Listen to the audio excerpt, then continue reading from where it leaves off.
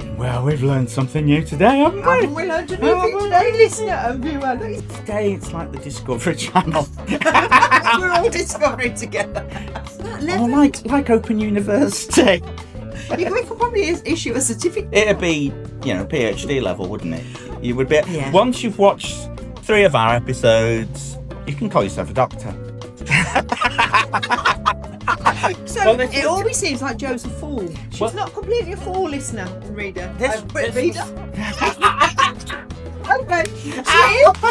We have 2 packets of mince pies in the house, and they are driving Jo insane. Yesterday, she mentioned mince pies 3 times. Like an addict. It's like an addict with some supply in the building. Foolish man got into the wrong car. Only an idiot would do that. The other day, well, it wasn't the other day. Yes.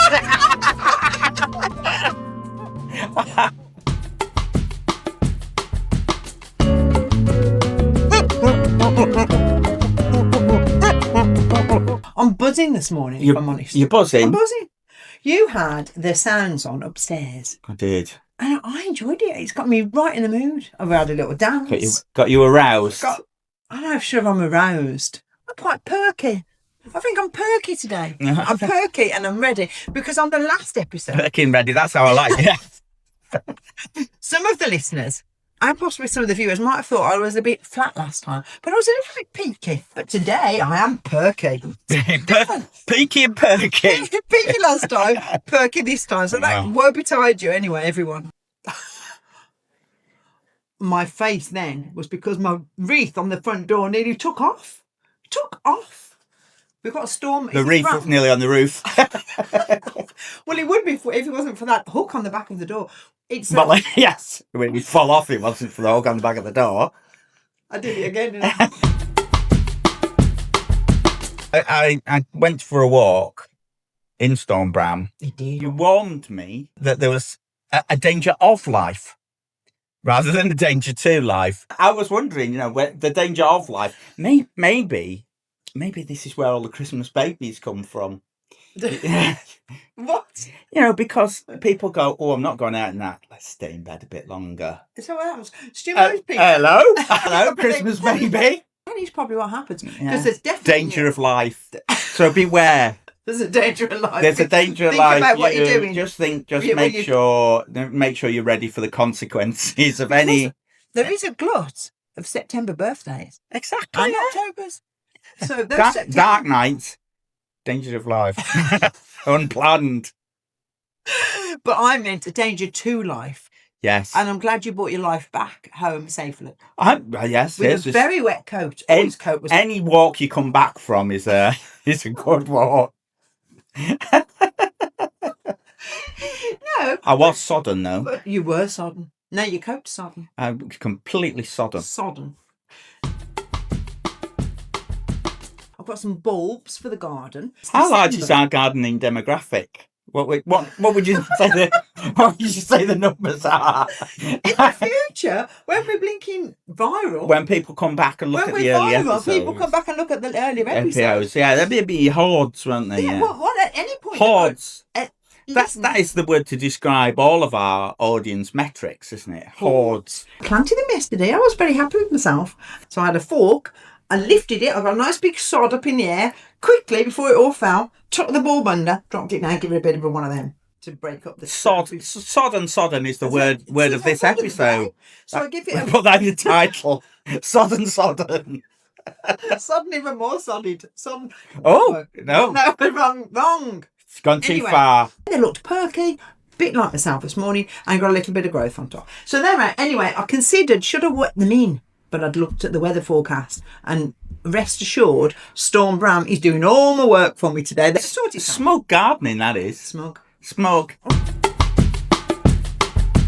Last Saturday, we put up our Christmas tree. Our daughter has been chief elf when it comes to doing the Christmas tree. She's very particular about how you do it. She's a chief Christmas elf. She loves to do it. Stu is a elf apprentice. And over the years, I graduated to deputy elf. I was given a trusted position, but only because I'd taken the elf oath and done the full training. I did light placement. I did bauble alignment. There's no joking here. It's been very serious. Very, very serious situation. This weekend, no we were left to our own devices. We were left to our own devising. And I was chief elf, and she was promoted to chief elf. Chief elf, but it's one of those little empty nest moments where there's two of you. Life moves on, and you have to adapt and do and it It wasn't the same. But it's not the same. But we've done a good job. Although Chief Elf hasn't come home yet to assess. Possibly while she's here over the Christmas period, we may do a little interview with her, so you may be introduced. We're painting a terrible picture of her that she's very bossy. She's not that bossy. I dare to say that. Oh, I'm in trouble. You best cut that. We have 2 packets of mince pies in the house, and they are driving Joe insane. Absolutely insane. They are burrowing into her little brain. Yesterday, she mentioned mince pies 3 times. Like an addict. It's like an addict with some supply in the building. Maybe I should hide them. Oh, no. Because imagine if it got really bad. I might get a bit violent. Okay, I might go out and come back and find that the house just ripped apart. The Christmas trees upside down. All the stuff out the cupboard. Where's he got them? Oh, yeah. This does happen to many a confectionery. I come home and somebody has been secretly at the stash. I'm often given the last one because that as a gesture that solves the conscience of the scoffer. Oh, there's one chocolate button left. I'll save that for Stu, and then I'll make a big gesture. Here's the last one. Recently, I had to buy some biscuits for a meeting that I went to. And when I got there, nobody ate any biscuits. So bring the biscuits. Did you actually get the biscuits out? I did. I got the biscuits out. I had them. I displayed them in my handbag at the back of the room under my coat. And nobody picked one up and had one. I had to bring them home. And I can't understand it. I can't understand why they didn't eat I gave Stuart the first one. I ate the rubbish ones in the middle. He ate the last one. Oh. What actually happened? What's a gal to do?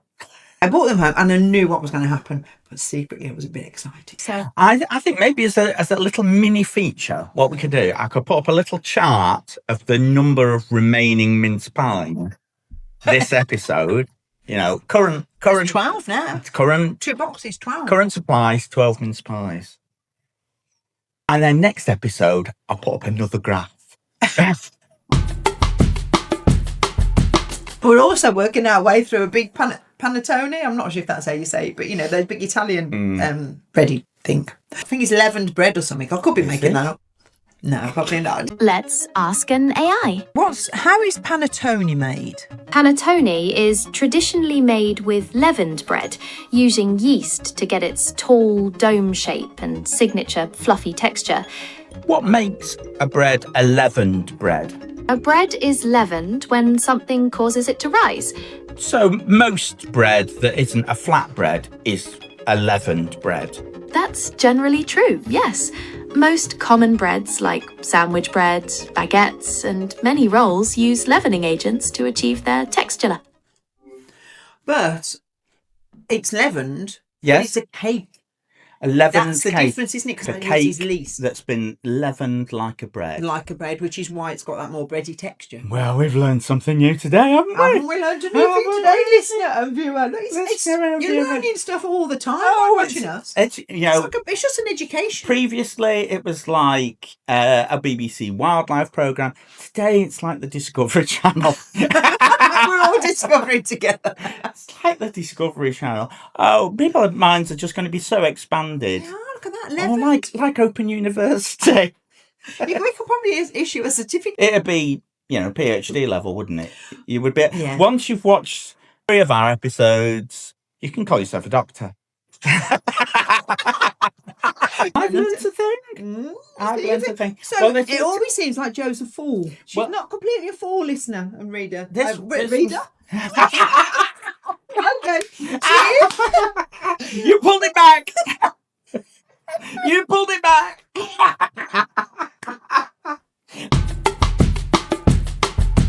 Having done a few episodes, what we realise the format is we just talk about random stuff. And Jo speaks and then thinks. She speaks at 100 miles an hour. The thinking is sort of coming by at a slower, more... There's plenty of thinking there, I assure you. Plenty of thinking. It's just delayed. Speaking is happening live. The thinking has a bit of a satellite delay to catch up. And then I just help lovingly and caringly make it funny. Point out. Funny Joey's. Point out that we need to wait for in this case, for the thinking to catch up a bit. You know, but she's a very, very smart woman. Very surface level. She seems like a fool. She seems like an idiot. Jo has insisted that if you were climbing a mountain, you'd be using clamp-ons. If you're trying to stay on a mountain, being clamped on is the way to do it. If it's crampons, I know now that it's crampons because you pointed that out. Which brings me neatly to words that you say, and then you think, why is that like that? So crampons, that'd be interesting to see what the origin of that is. Another phrase we said yesterday, tomfoolery. Tomfoolery? Why is a lovely word, but what's that about? Why is Tom the fool? Yeah. Why is Tom the fool? Why is he getting all this bad press? I don't know. But it's a lovely word. Why? It's an old-fashioned word, isn't it? Is, yeah. Lovelorn. Lovelorn. Lovelorn. What is a lawn? It's not a garden lawn. I mean, a lovelorn could be something. Not at this time of year. It wouldn't be where the danger of Christmas life would happen at this time of year during storm. Bram. We don't say Lovelorn anymore, do we, really? Should we consult, do some AI? Just do some AI. What is the origin of the phrase lovelorn, and do we use the word lawn in any other context? Word lawn comes from the Old English word galorin, which means lost, forsaken, or abandoned. So lovelorn literally means lost in love, or abandoned because of love. What about tomfoolery? Tomfoolery is believed to come from the name Tom, used as a generic name for a simple person or fool. It became popular during the Middle Ages. We may have offended all the Toms there, mightn't we? We've offended all the Toms. We are so up to date with phrases from the Middle Ages. Is there another phrase you're curious about? What is the origin of crampons? Crampons. They come from the French word crampon, which means iron hook or claw. Okay. So really it's a French word, isn't it? Crampon. Yeah. Crampon. Oh, crampon. So we're going up the mountain. Really? I crampon. You're so French. I am so French. You may be offending the French. I might have to edit that out. I don't know. Oh, but we haven't got any French listeners. We've had some German ones though, as well. We've had some German ones. Well, I won't do my German accent. So that makes more sense, I suppose, given it comes from a French word. Yeah. But because it's so similar to clam, you can see my confusion. A tomfool could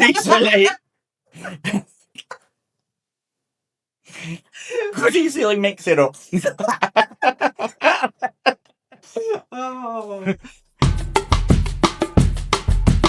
So the other day we were having pizzas. I said to you, Stu, will you get the pizzas? And a short while after, you will get the pizzas, won't you? I was checking, and you said, going on about why are you going on about the pizzas? I said, I'll get the pizzas. I said, remember that time you were supposed to pick up a child from school? And I rang you and said, have you collected the child? And you went, oh, what child? Completely forgot. I didn't say what child. Well, no, okay, you knew what child. I knew what child. You knew your child. I knew which child. It wasn't. Bother going. That would be a terrible. That's taking the dereliction too far. I instantly knew which child I'd abandoned. So we saw a thing the other day. It tickled us. We thought we'd share it with you. Go on, Stu. Introduce it. So this is a clip of a man picking up his dad at the post office. He's filming from his car, and he can see his dad walking. Another day, another. See, can I find me car? Walking across the car park. He's going to a car in front of his son's. Completely the wrong car. He's getting in. Sorry, the wrong car. Oh my god. He's getting out. He's looking really quite sheepish. Oh dear. So, foolish man. Bit of tomfoolery. Foolish man got into the wrong car. Only an idiot would do that. The other day, well, it wasn't the other day. Yes. I went to the supermarket, parked the car. I think I was just buying a little thing. Came back out again and walked towards my car. I opened the door and got into the driver's seat. And I was sat there and I thought, this car's terribly clean.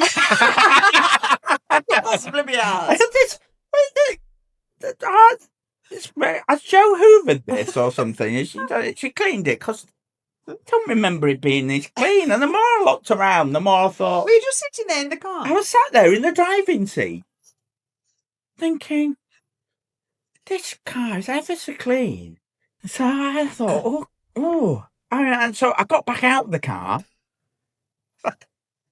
and I realised 2 slots further down, there was the same model of car, same colour. Sure enough, I got in that one and that was our car. So somebody else had parked near our car and left it open and hadn't locked their door.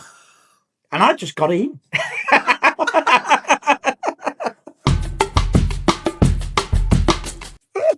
That reminds me of another story. Yes. That when we had this we had a new car, but what treated ourselves for a new car, we had this Audi A3. It had one of those handbrakes that had the little button that you pressed. It still wasn't the same. It was a proper handbrake. We'd gone away for the weekend. So we're going to this pay and display car park. We went to the machine. We paid for the ticket. When we came back, we couldn't find the car. Car. Like, where's the car? Gone. It just wasn't there. Oh no, we're on holiday. Somebody's stolen the car. This is a nightmare. We were looking in the middle of the car park, and then suddenly we spotted the car on the edge of the car park. Just before a big drop. And we realised that the stupid little electronic handbrake, we hadn't put it on properly. And the car had just gently rolled into a different spot in the car park. We were imagining people looking at the car park with this car just slowly moving back across the car park into another slot. It's a person. Could it? I mean, what are the chances of us happening safely? I mean, you've hit my There was car. no pensioners jammed under the back wheel. There was no evidence. Still, I'm starting to feel like a mince pie. Joe, you always... Toast pasta. Yeah, I always feel like a mince pie. You did a ridiculous face. Look at your face then. Yeah, that's bad. It's calling day after you.